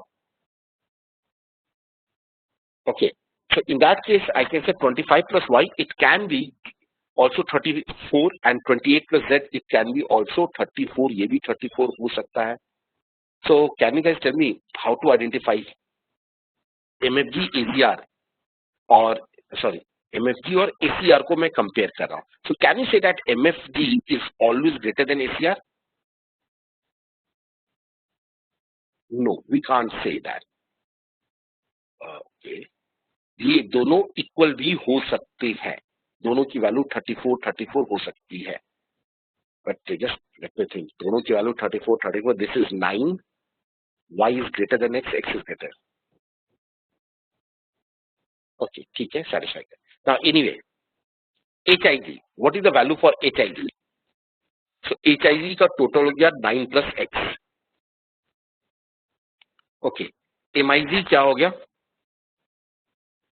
15 plus y plus z. Okay, so MIG is 50 plus, and what about the LIG? 20 plus. Okay, 10 plus 20 plus 24. So in any case, ये तो देख के बोल सकता हूँ 24 plus 20, 44. LIG is the highest. Yes or no? Is that clear? LIG is definitely the highest. So LIG is definitely the highest. That is for sure. अब इसके बाद कौन आएगा, बस मुझे यही फाइंड आउट करना है. ठीक है, तो ACR कर लिया, बाकी मुझे देख लेता हूं मैं. AGR जो है वो MFG से कम है, so answer can't B AGR. ठीक है, MFG और ACR इक्वल भी हो सकता है. What about the HIG and MIG? That also I need to check HIG and MIG. So if I check with HIG and MIG, ठीक है, 9 plus x and 15 plus y plus z. So 15 plus y plus z and 9 plus x. Let me see. Y की minimum value 9 है. Okay, can I say y plus 15 plus y plus z, it is always going to be greater than 9 plus x? Please tell me. Values लेने की तो जरूरत नहीं है. Yes और no? क्योंकि अगर मुझे इनको कंपेयर करना है तो that is same as I can say 15 minus 9, that is 6 plus y plus z. It is greater than, okay, or 6 plus y plus z. I can put a box sign for the comparison यहाँ पे और यहाँ पे, and I need to compare that 6 plus y plus z और x इनमें से कौन सा बड़ा है. So tell me one thing, 15 plus y plus z here. अब 6 plus y plus z, y plus z, y की मिनिमम वैल्यू 9 तो होगी और z की 1 भी ले लेता हूं मैं, ठीक है ना. y की मिनिमम वैल्यू 9, z की मिनिमम वैल्यू 1 होगी, तो 9 प्लस 1 10, तो x की वैल्यू उस केस में क्या हो जाएगी, ठीक है. 9 plus 1 is 10, so x will be how much, that is 12. That is the maximum possible value of x is 12. क्योंकि अगर मुझे x मैक्सिमम चाहिए तो y और z मिनिमम लूंगा, y की मिनिमम वैल्यू 9, z की minimum value 1, so 9 plus 1 is 10. So still 9 plus 6 is 15 plus 1 16, it is always greater than 12. So I can say 15 plus y plus z, it is always greater than 9. So HIG also can't be the second. ठीक है, first is LIG. Okay. So MIG is 15 plus y plus z. So now let's compare MIG with MFG or SCR. Just a minute.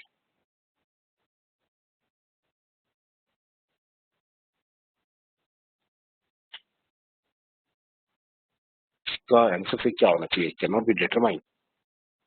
अगर मैं 15, अगर MFG is 25 plus y and I need to compare with, why are we comparing SCR and LVG? क्यों नहीं करूंगा, मुझे तो second में चाहिए ना, मुझे सेकंड चाहिए कि second which occupational sectors or income class has always the second highest number of voters, वो हमेशा ही सेकंड हाईएस्ट होना चाहिए. तो मुझे कंपेयर करके सारे ऑप्शंस तो एलिमिनेट करने पड़ेंगे ना, SCR और LVG को कंपेयर करने की. नाउ जस्ट हियर HIG तो नहीं हो सकता आंसर, ठीक है. That is for sure. Why? Because 25 plus y. Now, if I say 25 plus y, that is the MFG. और MIG और AGR को कंपेयर करता हूं मैं, MIG and AGR. So MIG जो है वो है 15 plus y plus z and AGR it is equal to 28 plus z. So इसमें कंपेयर करूंगा तो ये आ जाएगा okay, y and this. Because if 15 plus y plus z and then 28, z and z will get cancelled, and 28 minus 15. So what is 28 minus 15? Please tell me. What is 28 minus 15, all of you? 13. ठीक है, तो अगर ये 13 होता है, so MIG, this is the comparison between, I am doing between MIG and this 28 plus z, it is the value of what? SCR. तो MIZ और Y वो लेना है मुझे. Y की वैल्यू, इसका मतलब जो है, अब मुझे अगर मैं इफ आई अज्यूम कि MIG is less than ACR, so in that case Y is less than 30. If MIG is more than ACR, then Y is greater than 30. We no idea. Just leave it. I will not compare these two. मैं compare करता हूँ MFG और MIG को पहले. MFG and MIG. So MFG and MIG. So MFG is equal to 25 plus y, and I need to compare with MIG, which is equal to 15 plus y plus z. So in any case, that is equal to 25. Y and y will get cancelled, so I'll say 10. And यहाँ क्या z? Now what about z? क्या z की value 10 से बड़ी होगी या छोटी होगी हमेशा? Please tell me. z की वैल्यू 10 से बड़ी होगी या छोटी होगी? Smaller. So 25 plus y is greater than this. So MFG is definitely greater than MIG. Yes or no? MFG is definitely greater than MIG. So MIG तो second नहीं हो सकता है. अब MIG सेकंड नहीं हो सकता है, तो आंसर या तो ऑप्शन बी होना चाहिए या फिर can not be determined, because I am seeing one of the case where MFG can be equal to SCR also. Okay, so Z10 is always more than Z. But इसका answer जो given है वो MFG given है. No, the correct answer which has been given, official answer is MFG. तो बाकी सारे तो second में डेफिनेटली नहीं आ सकते, that is for sure. So we are left out with now MFG and SCR को comparison. MFG is equal to 25 plus Y and ACR is equal to 28 plus Z. So I can say Y and this is equal to 3 plus Z. Yes or no? मुझे ये दोनों compare करने हैं. तो Y जो है क्या वो 3 plus Z से बड़ा होगा या नहीं होगा? We know that Y is greater than Z. If Y is greater than Z, does it mean Y is also greater than Z plus 3? Not necessary, na? Y can be equal to also Z plus 3. क्योंकि अगर मैं Z की value 6 लेता हूं और X की value 7 लेता हूं, 6 plus 7, अच्छा, एक मिनट.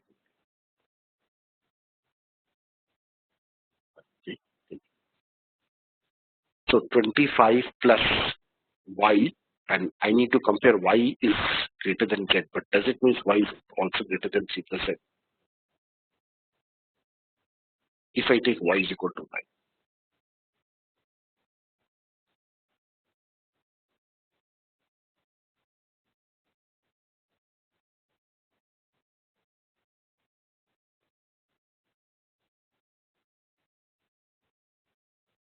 Just a minute.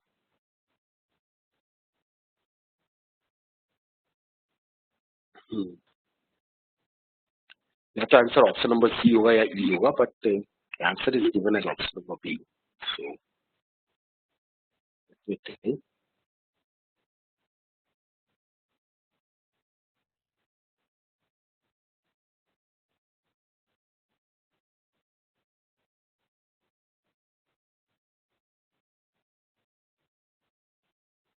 दोनों इक्वल भी हो सकते हैं, अदरवाइज 25 plus Y is always greater than 28 plus Z. But यहाँ पे मेरे ख्याल से equality sign seems to be better, because if Z is equal to 3, Y can be Z is equal to 3 and sorry, z is equal to 6 and y can be equal to 9 also. 9 plus 7 is 16 plus 16 is 22. Okay, ठीक है, the answer is MFG. Perfect. मैं ये गलत सोच रहा था. अब देखो y जो होगा ये 3 plus z से कभी छोटा हो सकता है क्या? पहले मुझे ये बताओ. Can 25 plus y be lesser than 28 plus z? No, नहीं ना. We can always say that MFG, we know LIG is definitely highest. That is for sure. ये top है. Second में मुझे ये मिल रहा है कि MFG it can be lesser, greater than or equal to AGR. But can MFG be less than AGR? Tell me, can MFG be less than AGR? So अगर दोनों इक्वल है तो दोनों ही second highest number of votes हो गए ना. अगर इक्वल भी है तो प्लीज टेल मी यस और नो. अगर दोनों इक्वल है तो दोनों ही सेकंड हाईएस्ट हो जाएंगे. तुम ये तो नहीं बोल सकते कि MFG थर्ड हाईएस्ट है. बट क्या MFG AGR से कभी नीचे आ सकता है? वो कभी भी नहीं आ सकता है. या तो MFG हमेशा. So this MFG will be always the second highest. So that's the reason the answer is option number B. So we have done our calculations correctly. Ranking में होता है ना, दो लोगों के अगर सेम मार्क्स आ जाते हैं तो दोनों की रैंक सेकंड ही होती है. काउंट करोगे या अलग अलग काउंट करोगे? सेकंड ही काउंट करूंगा. So even if MFG and AGR are getting the same number of votes, in that case both of them are the second highest. But MFG can definitely never be less than AGR. We have seen that. ये कहा था कि इसकी maximum value ये 34 हो सकती है ना. इसकी मैक्सिमम वैल्यू 34 है. 28 प्लस जेड या तो 34 होगा या 34 से कम होगा. 34 से कम है तो फिर y तो हमेशा 34 से बढ़ रहा ही होगा. So that's why the answer is option number B. Any doubts to anyone now? Can I move to the next question? So interesting question. 28. It says 3 political parties A, B and C are targeting AGR, MFG and SCR here, respectively for the upcoming election. For what party A, what will be the minimum percentage vote required to win this election? Anyone? Party A को minimum कितना percent vote चाहिए जीतने के लिए? तीनों अलग अलग target कर रही है. अब just here it says x plus y plus z. So x plus y plus z it is equal to 22 and previous में था y greater than x greater than z. अब यहाँ पे x greater than y, y greater than z. तो it means x is always greater than equal to 9, yes और no? ले सकता हूं मैं? In the previous one it's a similarity ना, y की मैक्सिमम वैल्यू थी, इक्वेशन तो सेम है, तो y की वैल्यू जो थी वो 9 से कम नहीं हो सकती थी, तो हियर ऑल्सो आई कैन से x की जो वैल्यू होगी वो 9 से कम होगी, और जो मिडिल वैल्यू था उसका हमने फाइंड आउट किया था कि वो हमेशा 12 से कम होना चाहिए, इजंट इट? अगर y मैक्सिमम करना है तो x और z मिनिमम होंगे, लाइक दिस वन. नाउ अब AGR it is equal to 25 plus x. So AGR is 25 plus x. MFG is also equal to 25 plus y, and SCR it is equal to 28 plus z. The question is for party A. Party A is three political parties. A is targeting AGR, B is targeting MFG, and C is targeting SCR for the upcoming year. For party A, what is the minimum number of votes required to win the election? So अगर मुझे minimum चाहिए तो I will take the minimum possible value of x. अब x की minimum possible value मैं 9 ले सकता हूं, यस और no? I will start with the 9, start making the cases. We have already written all the values, so we know that x plus y plus z it is equal to nothing but that is equal to 22. अब मुझे x minimum चाहिए क्योंकि ये मुझे minimum चाहिए, तो x की minimum value 9 लेता हूं. तो ये 9 लूंगा, ये 7 होगा और ये 6 होगा. So in that case, A is equal to 34 and B is equal to 25 plus Y. What is 25 plus 7? So 25 plus 7, it is equal to how much? अच्छा, नो ना 9, ये 8 भी ले सकता हूं ना, ये 9 है तो इसको मैं 8 भी ले सकता हूं. 9 से कम होना चाहिए ना. So I can say like this one, or maybe I can take 7 this one. So इस केस में यही प्रॉब्लम हो गई थी. If you remember, दोनों इक्वल भी आ सकते हैं या नहीं आ सकते, 34 और 34. If you remember in the previous case, we have find out that the minimum possible value of A it is equal to 34 और ACR का maximum possible value भी 34 है. तो इस केस में दोनों के 34 हो जाएंगे तो party is not the winner. तो आंसर ए का ये 34 से ज्यादा होना चाहिए तभी विनर होगा, और इंटीग्रल होगा तो answer is nothing but option number B which is 35. Is that clear to all of you? Just they have change interchange the values of x y z. अब यहाँ पे एक्स लार्जेस्ट चाहिए था, तो 25 प्लस एक्स और 28 plus Z दोनों 34 हो सकते हैं. इसको 9 लूंगा और उसको मैं 6 लेता हूं, तो दैट वी हैव सीन, क्योंकि जेड की मैक्सिमम पॉसिबल वैल्यू 6 है, तो इसको 35 तो ये सेटिस्फाई कर जाएगा. Any doubts anyone? No. Can I move to the next question? चलो लेट्स मूव. जेड की maximum possible value, so SCR is always less than equal to 34. Last, coming to the last question, that is question number 21. I think ऐसे question DI में भी पूछे जा सकते हैं, isn't it? Alright. Now, 4 political parties A, B, C, D are targeting AGR. So, 4 political parties A, B, C, and D. So, A is targeting AGR, B is targeting MFG, C is targeting SCR, and D is targeting LIG. So D is targeting LIG. Okay, guys. D is targeting LIG. Okay. LIG. Which party will win the election? Again, same data. X plus Y plus Z. It is equal to 20. अब A को कितने vote मिलेंगे? Remember, ये जो 10% है, अब इसमें से 5% ही A के पास जाएगा और 5% B के पास आएगा. Yes or no? So if I'm counting the vote for A, A will get not 25 plus X, only 20 plus X. Is that clear? This 10% it will be distributed among A and D. Similarly, B को जो vote ये जो 20% है, ये 50-50 D और D के बीच में डिस्ट्रीब्यूट होगा. So B को कितने वोट्स मिलेंगे? 5 plus Y plus 10, that is equal to 15 plus Y. Now C will get how many votes? Tell me all of you. C will get how many votes? Now?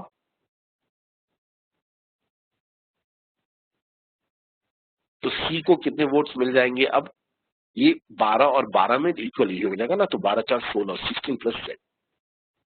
And what about the party D? Party D will get how many votes? ये 5 plus 10 15, 15 plus 12, 15 plus 12 is equal to 27. Yes sir. And we know that x plus y plus z is equal to 22, and I just proved that x is greater than equal to 9 और z की maximum value भी बताया था मैंने, वो 6 हो सकती है, जो अभी देखा था वो 34 हो गया. तो ए जो होगा वो हमेशा 29 से तो ज्यादा होगा, यस और नो? और जेड यानी सी इज गेटिंग 16 प्लस जेड, तो ये हमेशा 24 से कम होगा, और ये 7, यस, ये तो y की वैल्यू अगर मैं ये 9 भी लेता तो ये 7 होगा या अदरवाइज कम होगा। So in any case since x is always greater than y, x is greater than y, so 20 plus x is always going to be greater than 15 plus y, and x is greater than z, तो वैसे भी कह सकता हूँ 20 plus x is always going to be greater than 16 plus z also, okay, और a की minimum value 29 है, so the answer is option number 3, party. Is that clear to all of you now? Any doubt? Pakka? All right. So let's end the session here. How many of you have got a score of more than 7.5 or approximately 8 के आसपास? 9, 6, 9.5. Okay. 6.25 कम है. Okay. 6.25 कम है. This was tough. The options are close and the last set is also tough here. Okay. चलो. So happy new year to all of you in advance.